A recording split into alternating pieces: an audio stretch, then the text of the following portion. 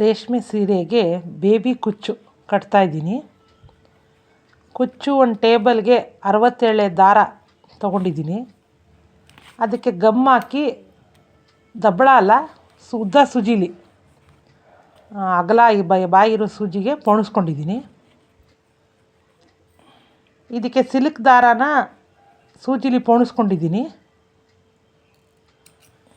ನಮ್ಮ ಹೆಬ್ಬೆರಳಷ್ಟು ಜಾಗ ಬಿಟ್ಟು ಪಕ್ಕದಲ್ಲಿ ಕುಚ್ಚು ಕಟ್ಕೊಂಡು ಬರ್ತೀನಿ.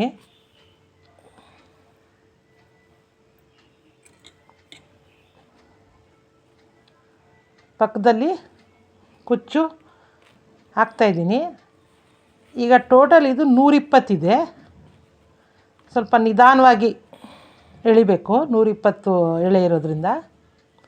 ಇದು ಫುಲ್ ಕುಚ್ಚಾದಮೇಲೆ 240 ಆಗುತ್ತೆ. ಎಡಗಡೆ ಕೈಯಲ್ಲಿ ಕುಚ್ಚನ್ನ ಗಟ್ಟಿಯಾಗಿ ಇಟ್ಕೋಬೇಕು. ಕ್ಲೀನಾಗಿ ಸಮ ಮಾಡಿಕೊಂಡು ಗಟ್ಟಿಯಾಗಿ ಇಟ್ಕೊಂಡು ಸಿಲ್ಕ್ ದಾರದಿಂದ ನಿಧಾನವಾಗಿ ಸುತ್ತಿ ಗಂಟು ಹಾಕಬೇಕು ಟೈಟಾಗಿ. ಎಡಗೈಲಿ ಗಟ್ಟಿ ಇಟ್ಕೊಂಡು ಕುಚ್ಚನ್ನ ಸಿಲ್ಕ್ ದಾರದಿಂದ ಟೈಟಾಗಿ ಗಂಟು ಹಾಕಬೇಕು. ಸೂಜಿ ಒಳಗಡೆಯಿಂದ ಹಾಕಿ ಒಂದು 5-6 ಗಂಟು ಹಾಕಬೇಕು ಗಟ್ಟಿಯಾಗಿ. ಈ ಸಿಲ್ಕ್ ದಾರಾನ ಐರನ್ ಮಾಡ್ಕೊಂಡಿದ್ದೀನಿ. ಸೀರೆ 2 ಕಲರಲ್ಲಿದೆ, ಜೇನುತುಪ್ಪ ಕಲರು, ನೇರಳೆ ಕಲರು. 2 ಕ್ರೋಶ ಜೇನುತುಪ್ಪ ಹಾಕಿದ್ದೀನಿ, 4 ನೇರಳೆ ಬಣ್ಣದಲ್ಲಿ ಹಾಕ್ತಾಯಿದ್ದೀನಿ. ಈ ಕುಚ್ಚನ್ನ ಐರನ್ ಮಾಡ್ಕೊಂಡಿದ್ದೀನಿ. ಐರನ್ ಮಾಡಿ 3-4 ಸೂಜಿಗೆ ಒಂದೇ ಸಲ 60 ಎಳೆ ದಾರ ಹಾಕಿ ರೆಡಿ ಮಾಡ್ಕೊಂಡಿದ್ದೀನಿ. ನಮ್ಮ ಹೆಬ್ಬೆರಳಷ್ಟು. ಆಮೇಲೆ ದಾರ, ಸೂಜಿಲಿ ಪೋಣಿಸಿರೋ ದಾರ ಆ ಕಡೆ ಈ ಕಡೆ ಹೋಗಬಾರ್ದು ಅಂತ ಬೇರೆ ದಾರದಿಂದ ಪೋಣಿಸಿರೋ ಜಾಗದ ಕೆಳಗಡೆ ಒಂದು ಗಂಟು ಹಾಕ್ಕೊಂಡಿದ್ದೀನಿ. ಅದು ನಿಮಗೆ ಕಾಣಿಸ್ತಾಯಿದೆ ನೋಡಿ, ಸೂಜಿ ಕೆಳಗಡೆ. ಅದೇನಕ್ಕೆ ಅಂದರೆ ಗಂಟು ಹಾಕಿರೋದು ನಾನು ಆ ಕ್ರೋಶದ್ದು ಕುಚ್ಚು ಗಳಗಳಿಗೂ ಹೆಚ್ಚು ಕಮ್ಮಿ ಮೇಲೆ ಕೆಳಗೆ ಆಗೋದು ಬೇಡ ಅಂತ ಅದ್ರ ಕೆಳಗಡೆ ಒಂದು ಗಂಟು ಹಾಕ್ಕೊಂಡಿದ್ದೀನಿ. ಕ್ಲೀನಾಗಿ ಸಮ ಮಾಡಿ ಐರನ್ ಹಾಕಿರೋ ದಾರ ಇದು. ಎಡಗೈಲಿ ಗಟ್ಟಿ ಇಟ್ಕೊಂಡು ಸಿಲ್ಕ್ ದಾರದಿಂದ ಒಂದು 5-6 ಸಲ ದಾರದ ಒಳಗಡೆಯಿಂದ ಗಂಟು ಹಾಕ್ತೀನಿ. ಗಂಟು ಹಾಕಿ ಸಮ ಬರೋ ಹಾಗೆ ಕಟ್ ಮಾಡ್ತೀನಿ. ಆಮೇಲೆ ಲಾಸ್ಟಲ್ಲಿ ಪುನಃ ಗಮ್ ಹಾಕಿ ಗಂಟು ಮೇಲೆಲ್ಲ ಗ್ಲೂ ಹಾಕಿ ಅಂಟಿಸ್ತೀನಿ.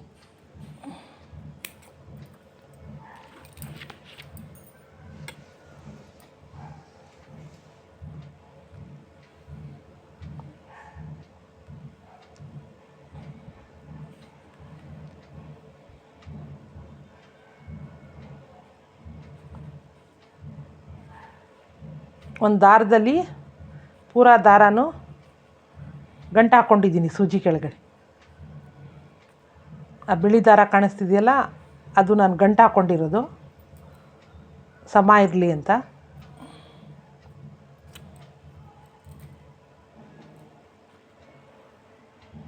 ಟೋಟಲ್ಲು 240 ಆಗುತ್ತೆ. ಒಂದು 5 ಹೆಚ್ಚು ಕಮ್ಮಿ ಹಾಕಿದ್ರೂ ನಡೆಯುತ್ತೆ.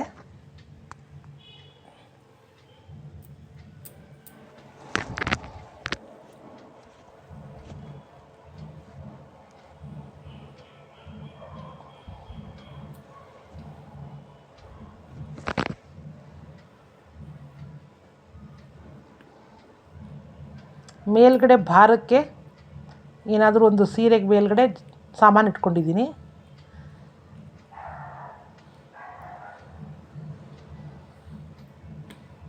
ಇದು ಸಿಂಪಲ್ಲಾಗಿ ಬೇಬಿ ಕುಚ್ಚು ಹಾಕ್ತಾಯಿದ್ದೀನಿ. ಒಂದು ಟೇಬಲ್ಗೆ 60 ಸಲ ಸುತ್ತಕೊಂಡು ಕಟ್ ಮಾಡಿ ಸೂಜಿಲಿ ಪೋಣಿಸ್ಕೊಂಡು ಐರನ್ ಮಾಡಿದ್ದೀನಿ.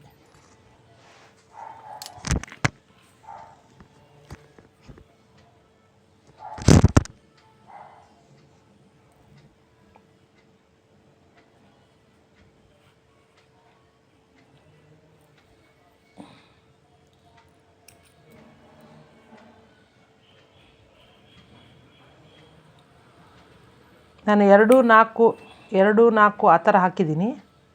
ನೀವು ಬೇಕಾದರೆ 2 4 4 ಹಾಕ್ಕೊಂಡು ಬರ್ಬೋದು.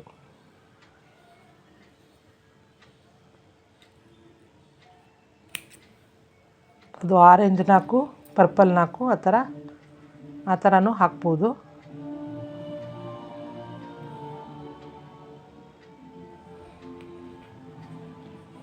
ಸ್ವಲ್ಪ ನಿಧಾನಕ್ಕೆ ಎಳಿಬೇಕು.